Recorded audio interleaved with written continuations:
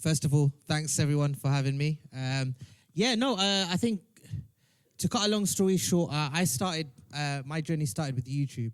So I found YouTube and I created this series called Diary of a Bad Man, and it did really well and it changed my life. And from that, a lot of doors and opportunities opened.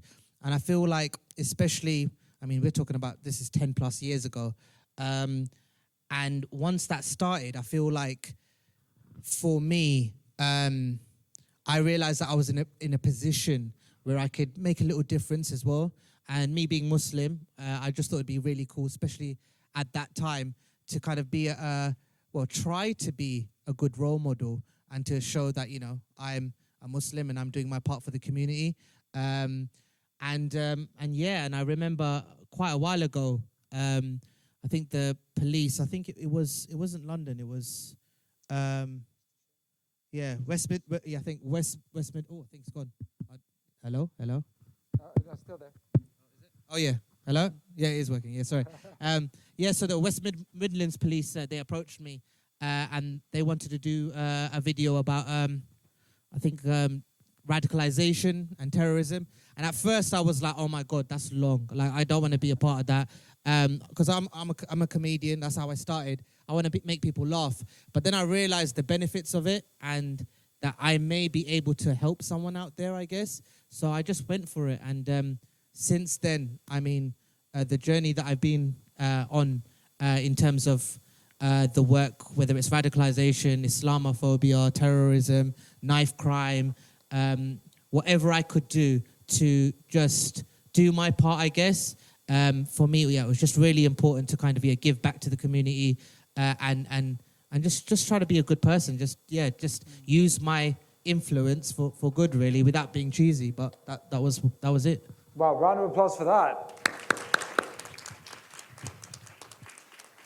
So, Humza, as you know, we ask all of our young people on this program to be change makers and to use what they've learned on this program to go and better their community and to put it in your words, to do their bit. So I love what you said. So Humza was a comedian, he was having a great time, somebody approached him to do some good, and he thought, you know what, actually, I need to do my bit, right? We all need to do our bit to help our communities. Humza had a particular perspective as a Muslim, having had the lived experience that he had, that he could speak from a place of authenticity. So the time has now come, as this is our second last session, for you to start thinking about what is your authentic voice? What are you passionate about? What speaks to you? And how are you going to convert that to do something good in your community? Because if it wasn't for people like Humza and you, we would never progress as a society and a community. And we have to progress. Rick, so this video was made in collaboration with the police. So why was it important to the police to make this video and to get it out to young people? Yeah, that's a great question for him. The police, particularly in this video, it was about using Humza as a credible voice. You know, no, I'm sure you guys don't really necessarily want to see a 45-year-old, middle-aged, slightly round police officer standing at the front telling you what's right and wrong. That's not what that was about. This is about engaging you guys as partners, as equals, to basically get you to think critically about some of the topics that the video covers, for you to be mindful of it. But more than anything, it was about raising that awareness so that you could spot those signs in your communities, within your friendship groups, within your families, and identify when someone might be going down a pathway that is dangerous for them, dangerous for your family, dangerous for your communities, dangerous for your friendship groups. Yeah, so it was about us, again, raising awareness so that you guys could be critical thinkers. As a police officer sitting in front of you tonight, I don't know what your personal life experiences are. I don't know what you've been through. I don't know what you've seen. I don't know what your interaction and engagement's been like with the police. Some of it would be positive. I'm sure some of it would be negative. Similarly, we touched on the gangs at the opening scene in the film because that was really important about the knife crime aspect, as Fahim said. And again, I don't know if any of you guys are involved in gangs or not. I'm not here to tell you what's right or wrong. but it's about giving you that awareness so that you can make informed decisions about your futures and the direction you're going in, or the direction that your friends are going in. It all starts with so knife crime's been a big part of my life, unfortunately. So I was brought up in South London, and yeah, it's quite rough down there. And even growing up, luckily I was never part of a gang, but I would see a lot. Like our school particularly was like one of the worst schools in London at the time. And even though I wouldn't change anything, because it made me realize like what life is on the outside world. Yeah, so unfortunately, like knife crime's been around me for a while, and my cousin Fahim, for people who haven't watched the documentary, he was attacked by a gang in southeast London, and he was stabbed, I think, 4 or 5 times. Both of his lungs were punctured. He should have been dead, and it was crazy because at the time, obviously, I wasn't doing any videos, or I wasn't an influencer, media influencer, or whatever they call it. I was just a normal guy, and back then, I kind of like, with my cousins, they were like my little brothers. I felt like I had to protect them, and straight away when I found out on the phone, I was like, you know what? Obviously, I went to see him. His whole family were there. His mum was there. My mum was there. Everyone was crying, and they thought he was gonna die. And I remember at that time, like, everyone was looking at me for what we're gonna do next. And I spoke about this, last year. Like, it wasn't the best thing to speak about in front of the police, but my plan of action was to, one of my friends, he was a builder, and he had this big kind of like van, and he had all these different types of things you can use as weapons. So what I was going to do is I called him to come down, and we knew the estates of where the boys were at. So I had like 40 boys with me. So I said, you know what we're going to do is we're going to go into the estates. And I literally, at that time, I was seeing red, and I was going to do whatever I had to do. And I remember seeing my cousin, and I knew that he was most likely going to die, and this was the last time that he would see me. And I literally went down, and I just whispered in his ear. I was just like, don't worry, I'm going to handle this. And one thing that this moment really changed my life. But like, as I was about to walk away, he kind of like grabbed my hand like it was a Bollywood movie. And he literally just yanked me a little bit. And I went forward, and he said, there's no reason for anyone else to get hurt. And at that moment, I didn't understand, because I was like, what are you talking about? Like, these boys try to kill you. We need to kill them. It's easy. You know, like, if someone attacks a family member, you're not going to be like, oh, it's all right. You know, like, you're going to go out and do what you can do to find justice. So when he said that, I was just like, how can you be so good? How can you be so pure? And it made me question myself as a human being. And at that moment, I respected his wishes, and I said, yeah, all right, cool, we won't do anything. And imagine if I did, I wouldn't be here talking to you guys now, because I tell you something, the way I felt then, I was, police are here, but yeah, I was really angry, and I was going to do whatever I could to get justice. And from there on in, obviously many years later, look how God works, that many years later, I get to do what I love. And then from that, I get to now combat that in a different way. And, we've worked together. I've worked with the police and YouTube, especially with knife crime for, I think, we've been working, 8 years or something? Yeah, 8 years. So we've literally done hundreds and hundreds of schools. So we will do like big assemblies, 300 to 600 plus. We've done like 4 or 5 shows in a day. We were touring around the country, and we really did a lot, and we still are doing a lot to combat that and to educate the youth. And also as well, like, just very briefly, because I know I've been talking for like 17 hours, but the video hate, so that video you saw there, it was actually stemmed from a terrorist attack in New Zealand, like a few years, I don't know, was that 3-4 years ago now?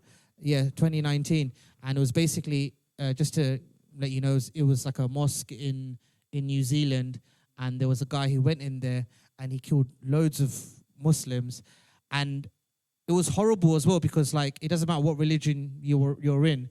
To hear that about anyone's religion or religious place, that someone can walk up there where you feel safe and close to God, and someone can do that, that's horrible. And then also at the same time, I'm like, okay, I said this to the police. I said, look, I do a lot of stuff with terrorism and radicalization and terrorism. But I was like, what about the other side? What about right-wing extremism? What about people from different colors, whether you're black or Asian or just different, you know, in the public eye, you know, what about us? Like we suffer as well. We have people who stereotype us and want to hurt us and attack us as too.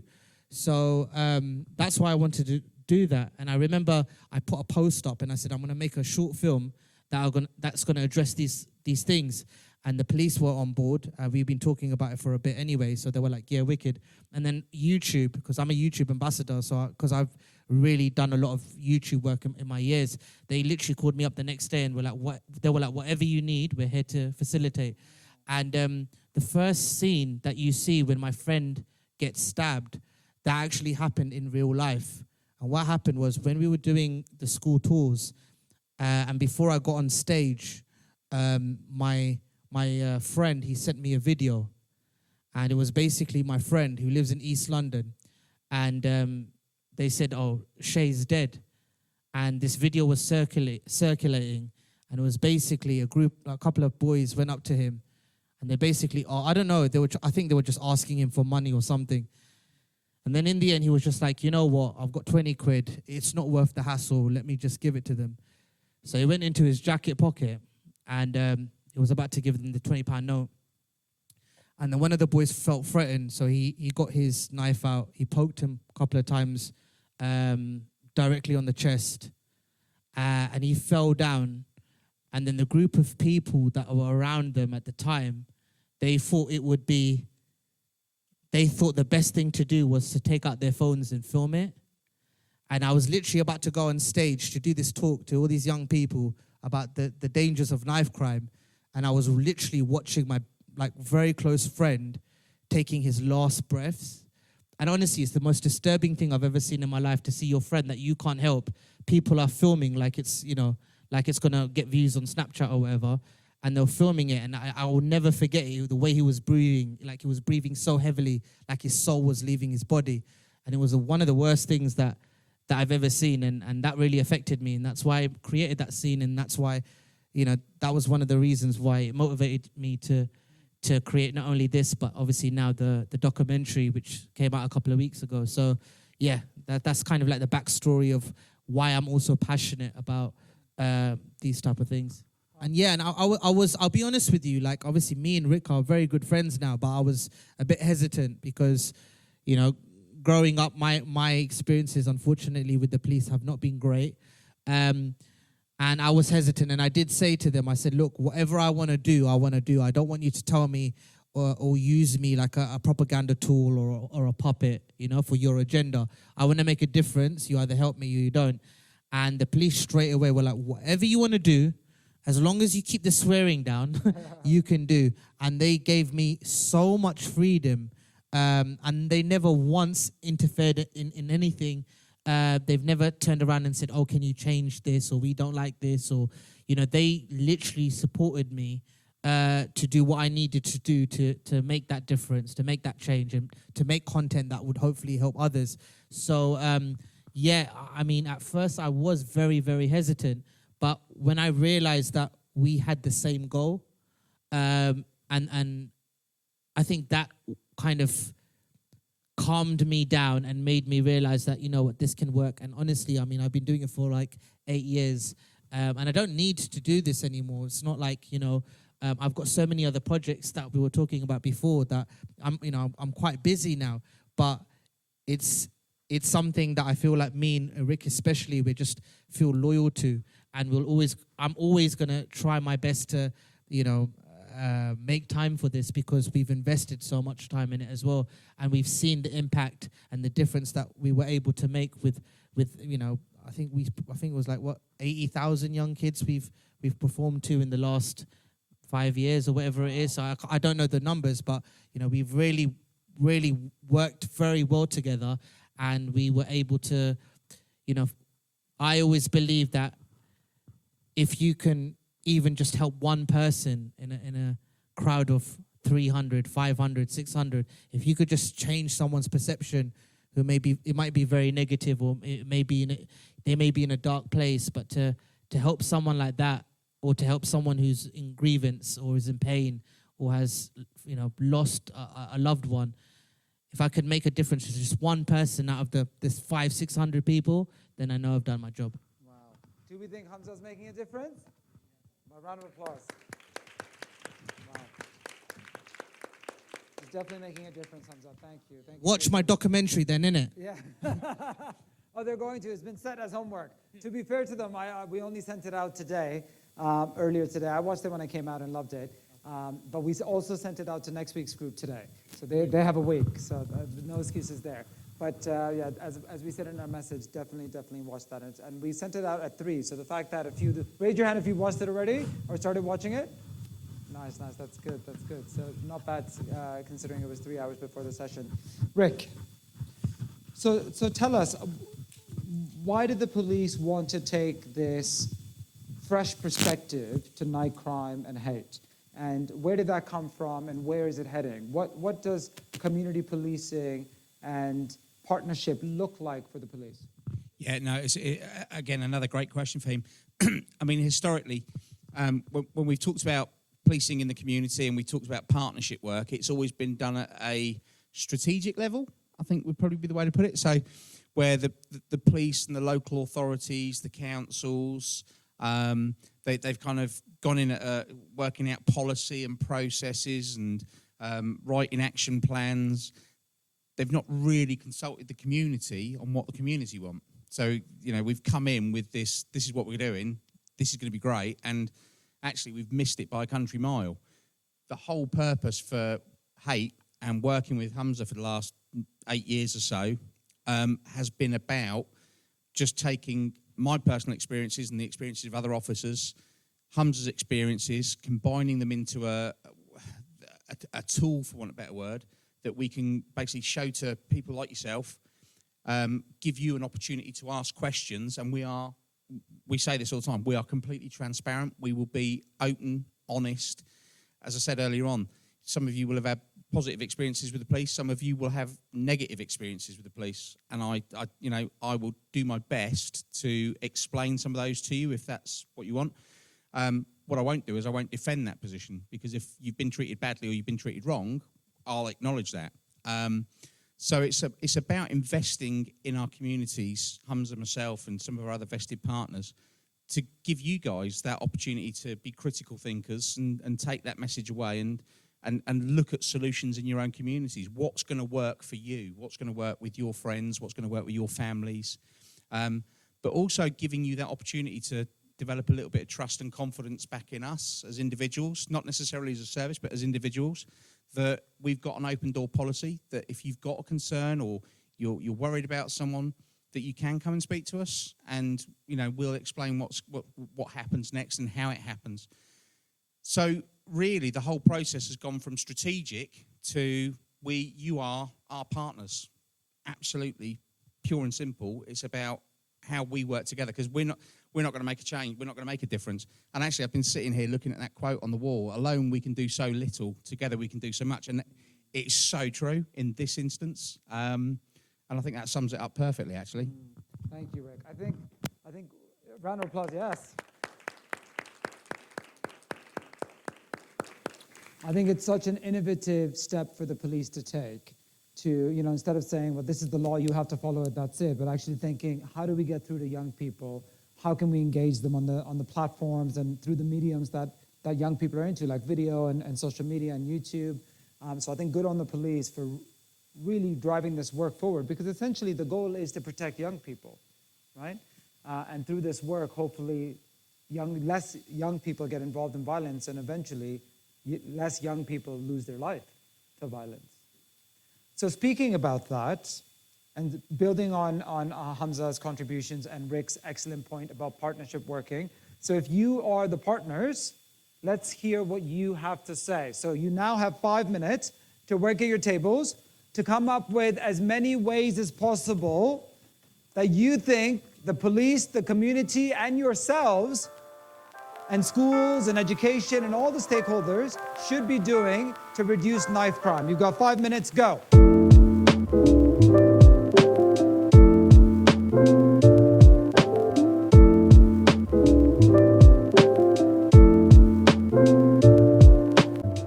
We talked about knife disposables. So although they're really talked about, they're not really like prominent. For example, I like to walk around in the area and I've never seen one like before. So yeah. Thank you so much. That's great. Next.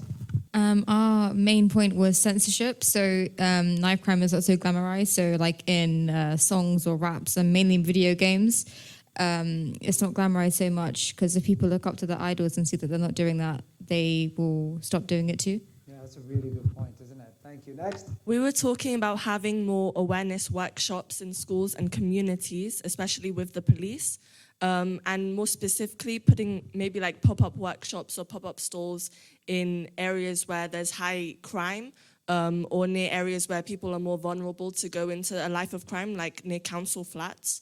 And this is to foster good relationships and trust with the police and try to get people out of their mindsets that they've preconceived about how their life should go. Thank you, Gillian. You might want to hire her, Rick. I think that is a brilliant idea. And the whole thing with pop-ups, fantastic. It's not something I've come across in a thought process. What I would say in response to that is, I think those pop-ups would work brilliantly, but I think they should be joint facilitated between the police and young people like yourself. Love that. Thank you. Love it. Next. Therapy and rehabilitation for those who have already been caught up in knife crime and similar incidences so that they know that they're not shunned out from society and they have a place somewhere to belong so they don't fall back into the same trap of going through those violent cycles again and again. Love that, Maria. Yes, excellent. Thank you. Next. We talked about more people speaking from personal experience rather than just giving random advice. Yeah, I love the personal experience, and that's exactly what we have today. There's real power in lived experience. In a moment, I'm going to ask Humza and Rick for their concluding comments and advice they would give young people. Next. I think that we should reform the prison system because right now it's really ineffective. People just go in as criminals and they come out even worse criminals. And not only that, because most gang members, their parents, their dads, mums, are also gang members. So if you get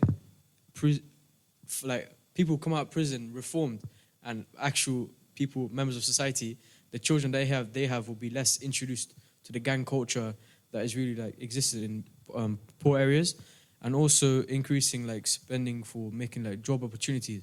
So a lot of the people, they go to crime because they're poor. They have no other option. Mm-hmm. But if you're making more jobs, people will feel less inclined to go to crime.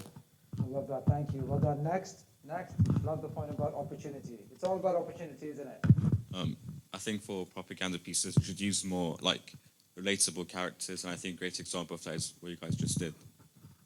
Thank you. Well done. And we said that communication is key to everything. As people said, there's a reason why people do everything. So talking it out and approaching people who is it's obvious that they're involved in gangs and just talking to them about why they're doing what they're doing is quite important. Obviously, the first few days of talking will be quite challenging, but they'll eventually give in. And not just talking to them throughout it, but also talking to them after it, because guilt also plays a huge part in people that come out of these circumstances. I love that point, the power of talking. You should come and talk to Humza and I after this session, because I really like that point. Last one? I think we need to restrict antisocial videos such as drill, because it makes knife crimes seem more appealing to young people. Yeah. Good, excellent. Anyone left, miss? Wow, those weren't they just amazing? Round of applause for yourselves. They love that.